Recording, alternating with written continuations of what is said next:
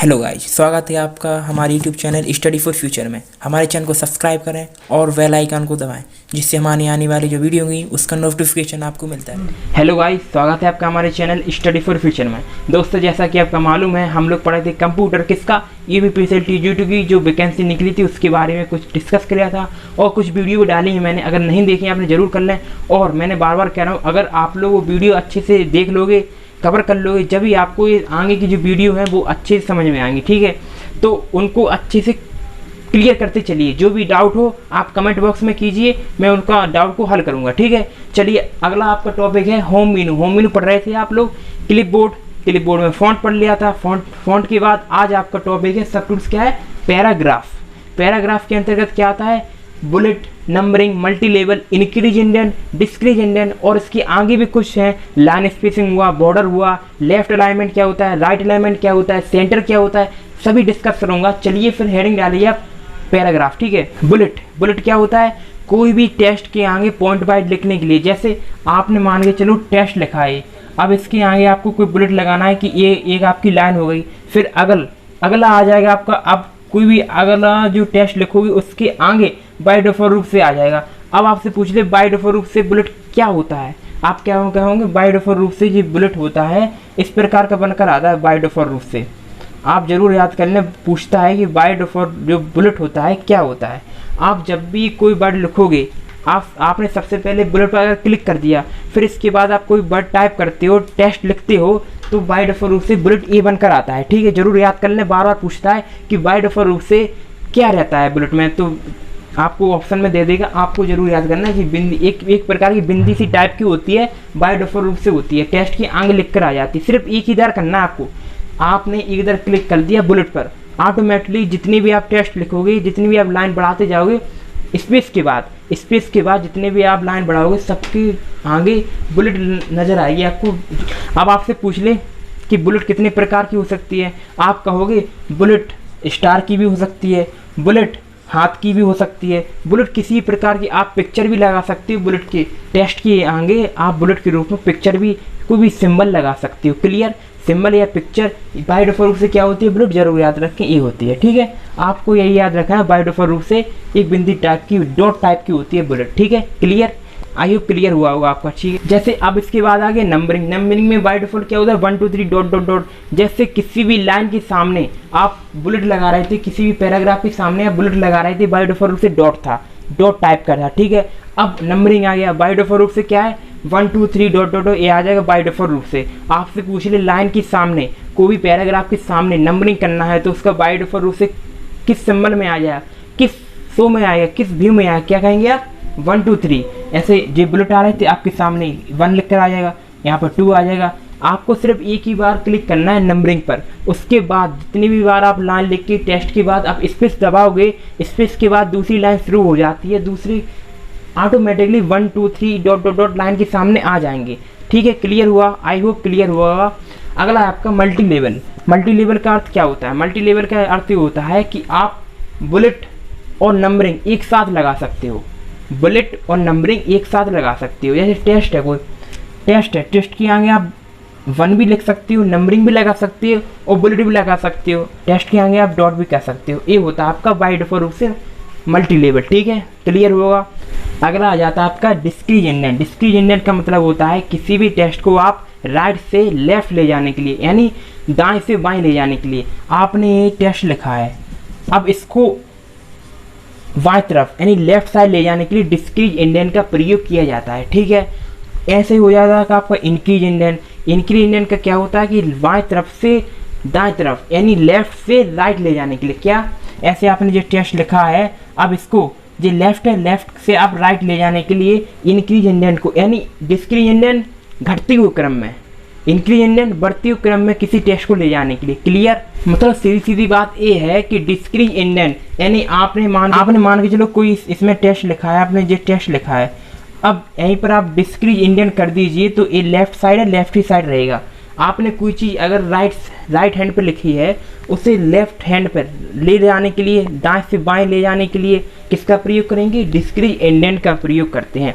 ऐसे आप मान के चलो आपने इसमें कुछ लिखा है, अब इसको आपको यहाँ पर खिसकाना है। आप चाहते हो कि ये पूरा बर्ड आपका पूरा का पूरा पहले सिलेक्ट करिए, पूरा का पूरा राइट हैंड पर कुछ और खिसक जाए, मतलब कुछ आगे खिसक जाए। किसका प्रयोग करेंगे? अगर आपको राइट हैंड पर खिसकाना है तो आपको इंक्रीज इंडेंट का प्रयोग करना होगा। और आप अगर चाहते हो कि ये टेस्ट आपका बाएं तरफ यानी लेफ्ट साइड आ जाए, आप किसका प्रयोग करेंगे? डिस्क्रीज इंडेंट का प्रयोग करेंगे। आई होप आपको क्लियर हुआ होगा, ठीक है। अगला सब टूल है आपका सॉर्ट। क्या? सॉर्ट में क्या होता है? असेंडिंग डिसेंडिंग आता है। असेंडिंग का मतलब जानते हो बढ़ते हुए क्रम में, डिसेंडिंग का मतलब घटते हुए क्रम में।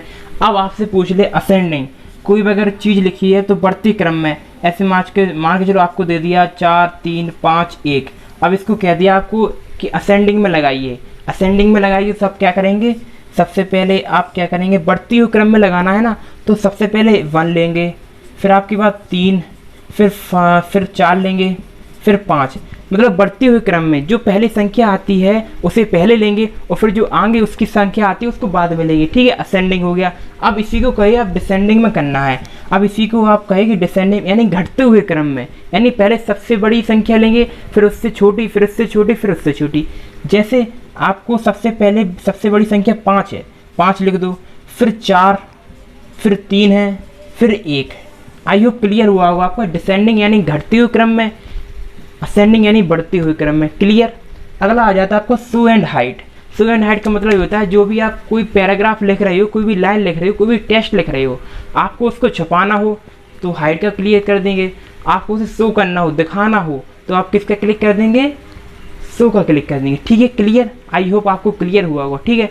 अगला आ जाता है आपका अलाइनमेंट। मैंने कहा था कि अलाइनमेंट पढ़ाऊंगा, पिछली वीडियो में मैंने कुछ इसके बारे में बताया था, आज भी बताऊंगा, आज डिटेल्स में इसके बारे में शो करूंगा, ठीक है। अगला आपका left alignment. Left alignment, left माने बाएं तरफ। इसकी सबसे पहले शॉर्टकट की याद रखना होगा आपको, बहुत ही महत्वपूर्ण है। लेफ्ट अलाइनमेंट की जो शॉर्टकट की होती है Ctrl+L, क्या होती है? इसकी होती है आपकी Ctrl+L, ठीक है।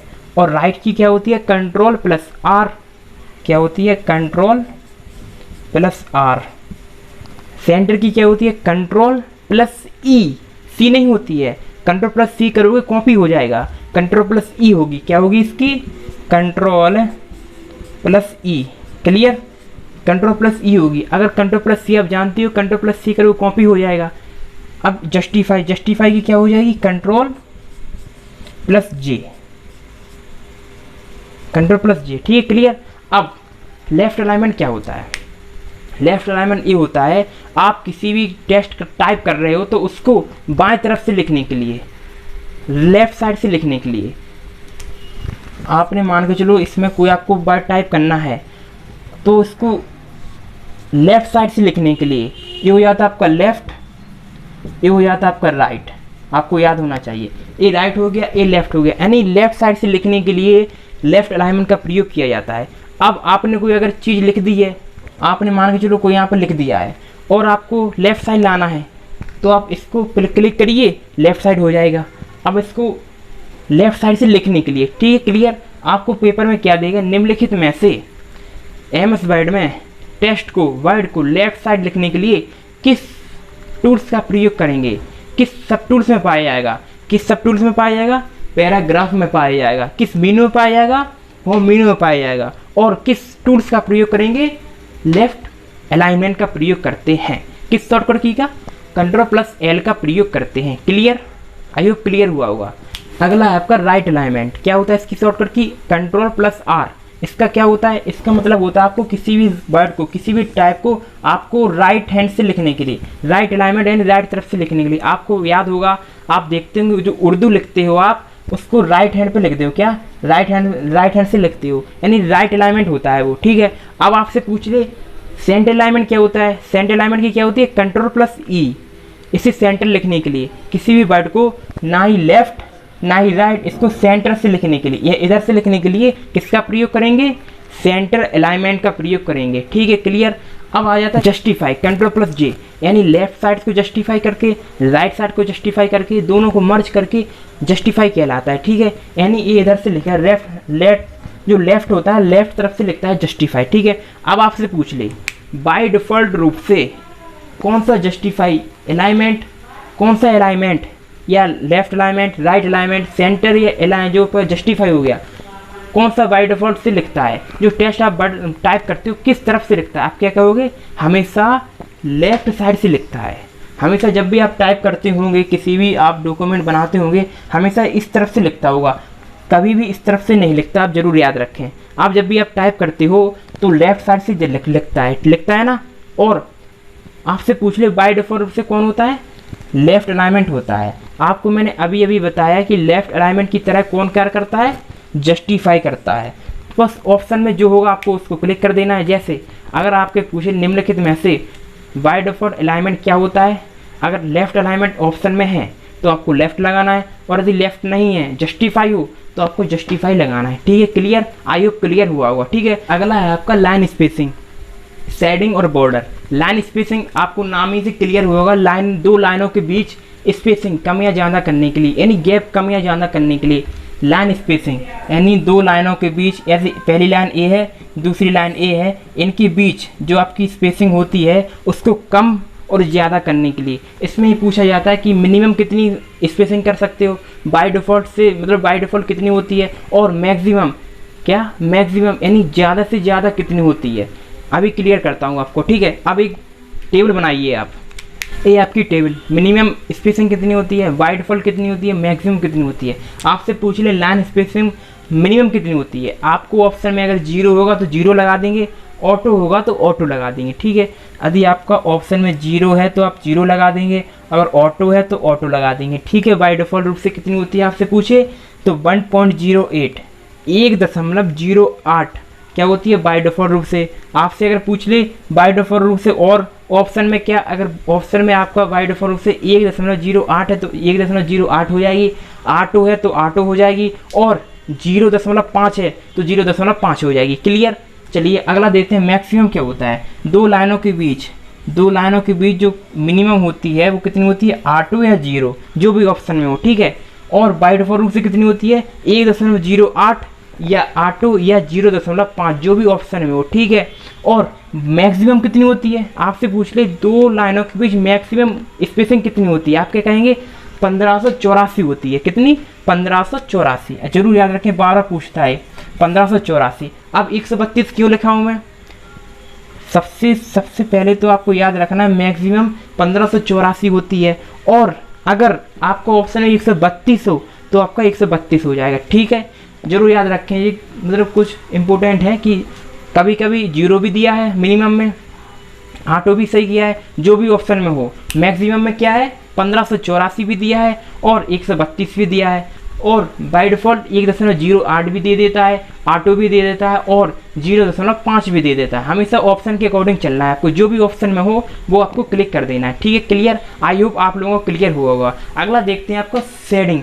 शेडिंग का अर्थ क्या होता है, शेडिंग का मतलब होता है छाया डालने के लिए, किसी चीज़ पर छाया डालने के लिए। क्या इसका मतलब होता है, किसी चीज़ पर छाया डालने के लिए। ऐसे मान के चलो आपने कंप्यूटर लिखा, क्या आपने लिखा कंप्यूटर, अब इसके अगल बगल छाया डालने के लिए किसका प्रयोग करेंगे, शेडिंग का प्रयोग करेंगे। इसके अगल बगल इसी की छाया आ जाएगी। आपने कभी कभी किया होगा, देखा होगा स्लाइड के रूप में, यानी आपने कभी एडिटिंग की हो किसी चीज़ की तो स्लाइड के रूप छाया आ जाती है, छाया आ जाती है ना, वो ये शेडिंग। आपसे पूछ लें किसी भी वर्ड के नीचे या ऊपर या दाएं या बाएं, शेडिंग यानी छाया डालने के लिए किसका प्रयोग करेंगे, शेडिंग का प्रयोग करेंगे। शेडिंग किस मेनू में पाया जाता है, होम मेनू में। होम मेनू के किस टूल्स में, किस सब टूल्स में पाया जाता है, सब मेनू में किस में पाया जाता है, पैराग्राफ में पाया जाता है। ठीक है, होम मेनू के अंतर्गत पैराग्राफ, पैराग्राफ की सबसे आखिरी जो टूल्स है क्या है, बॉर्डर। बॉर्डर का अर्थ क्या होता है, बॉर्डर किसी भी वर्ड या टेक्स्ट के ऊपर लगा सकते हो बॉर्डर, उसके नीचे लगा सकते हो, उसके दाएं लगा सकते हो, उसके बाएं लगा सकते हो, या चारों तरफ लगा सकते हो। जैसे आपने लिखा राम, आपने राम लिखा तो बॉर्डर के माध्यम से आप इसके ऊपर बॉर्डर कोई चिन्ह लगा सकते हो, राइट लगा सकते हो, लेफ्ट लगा सकते हो, और इसके नीचे कोई बॉर्डर लगा सकते हो। क्लियर। एक चीज़ और, इसके चारों तरफ आप बॉर्डर लगा सकते हो। क्लियर। यानी कोई वर्ड है या टेक्स्ट है उसकी आप ऐसे आप ये समझिए जी एक बोर्ड है, बोर्ड की तरफ देखिए, ऊपर भी लगा है, राइट हैंड पर भी लगा है, नीचे भी लगा है, और लेफ्ट पे भी लगा है। यानी आप ऊपर अकेले लगा सकते हो, राइट पे लगा सकते हो, लेफ्ट पे, और नीचे भी लगा सकते हो। और अगर आपको चारों तरफ लगाना है तो चारों तरफ लगाए। क्लियर, आई होप क्लियर होगा। ये थी आपकी होमोनिम पैराग्राफ, आई होप आपको समझ में आया होगा। और मैं बार बार कह रहा हूँ आप नोटबुक बनाइए, अच्छे से तैयार करते चलें। मैं आपको गारंटी से कहता हूँ अगर आपने हमारे साथ बनी रही है, आप अच्छे से, इतना अच्छे से तैयारी करा दूंगा आपकी कंप्यूटर की कि आपको कंप्यूटर में 40+ क्वेश्चन राइट आएंगे। क्लियर दोस्तों, हमारे चैनल को सब्सक्राइब करें, लाइक करें, और अगर वीडियो को पसंद आए तो दोस्तों दूसरों के साथ भी शेयर करें जिसको ज़रूरत हो कंप्यूटर, जो भी CCC O लेवल या UPPCL TG2 की जो भी आप तैयारी कर रहे हो, जो भी दूसरा आपका दोस्त कर रहा हो, सपोर्ट करें, शेयर करें। ठीक है, हमें कोई इससे प्रॉफिट तो है नहीं, बस हम ये कहना चाहते हैं आपसे कि ये वीडियो अच्छे से अच्छे जो भी ज़रूरत हो, ज़रूरतमंद को पहुँचे। मैं इसके माध्यम से कोई पैसा तो कमा नहीं रहा कि कोई प्रॉफिट हो रहा हो, हम तो इसलिए डाल दें कि जो भी गरीब बच्चा है, जो आपको पैसे नहीं है उनको कोर्स खरीदने के लिए, जो कहीं जा नहीं पाता, उनके लिए है ये वीडियो, उनके लिए खासकर इसलिए है क्योंकि उनके घर तक पहुंचे, अच्छे से पढ़े। इसलिए मैं बार बार कहता हूं कि इस वीडियो को शेयर करें, नहीं तो कोई ज़रूरत नहीं है शेयर करने की। ठीक है, जब तक के लिए चलते फ्रेंड, थैंक्स फॉर वॉचिंग।